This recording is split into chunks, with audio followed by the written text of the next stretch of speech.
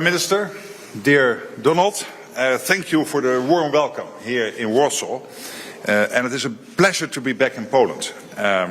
Poland has been a vital and much valued ally for 26 years, and you continue to lead by example. With 4.7% of GDP pledged for defense this year, Poland's defense expenditure is the highest now among NATO allies.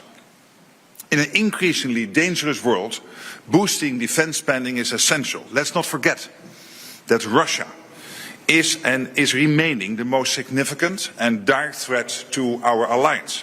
Let's not forget that Russia is moving into a wartime economy, and that will have a huge impact on their capacity and capability to build their armed forces. You are strengthening NATO's eastern flank, hosting one of our forward land forces and contributing to NATO's multinational presence in Latvia and in Romania. And from the 1st of April, you will be supporting the Baltic air policing mission with F-16 fighter jets.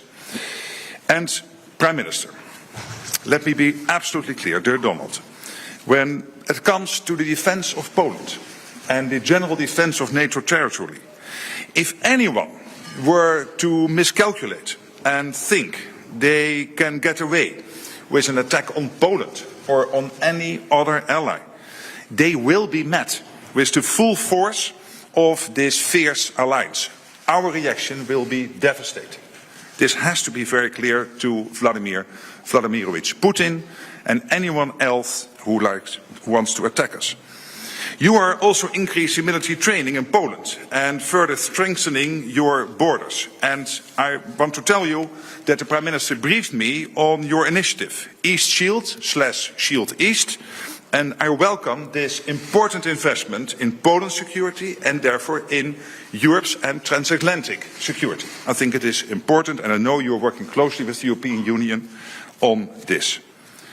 At sea, in the air and on land, Poland is a vital contributor to NATO's collective defense. And I want to thank you for participating, and you mentioned it, in Baltic Sentry. When on the first Christmas Day, 25th of December, we had a cutting of the sea cable between Estonia and Finland, we had collectively to get into action. And we had a summit in Helsinki early January. We both participated there. And I think it was important that NATO was able, in only 10 days, to put up a reaction to what is happening there in the Baltic Sea, in the East Sea, whatever we call it, depending on the country you're coming from. But we all know what is happening there, and we have to defend ourselves against that. Poland's investment in defense is therefore an example to all allies. Not only do you top the NATO charge, you plan to spend even more. And again, thank you for that, and I know this is not easy because at the end there are many conflicting national priorities when it comes to spending public money. On defense investment across the alliance, we have seen movement now in the right direction. Last year, defense investment rose by 20% for Europe and Canada. But as President Trump has said, and I agree with him, European allies and Canada need to do more. We should all follow, therefore, the Polish example and rapidly ramp up our spending and capabilities and match words with action by investing more in security, our industry and in our deterrence. I welcome your recent discussions with the United Kingdom and other European allies on efforts to help defense production and to ramp it up, because we need to do more. By the way, this is an issue across the whole alliance, including the United States.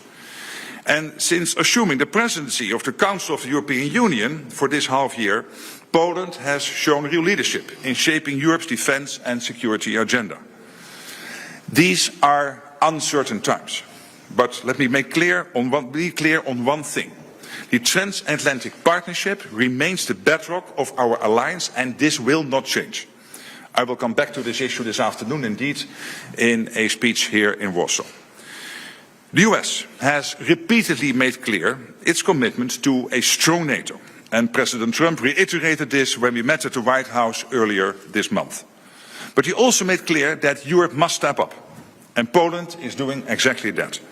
So again, Prime Minister, dear Donald, thank you once again for your strong leadership, your steadfast commitment to our alliance, and again, your personal friendship and your warm welcome here today. Always together. I know, always.